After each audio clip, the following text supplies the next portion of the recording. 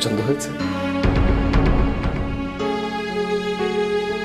এই গোলাপ ফুলের মতো রাঙানো ভালোবাসার রং আমি তোমার কাছে নিবেদন করছি। তুমি আমাকে ভালোবাসো? এটা জিজ্ঞেস করতে হয়?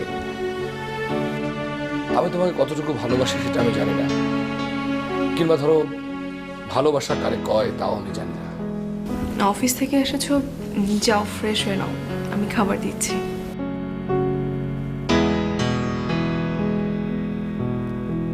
Thank you.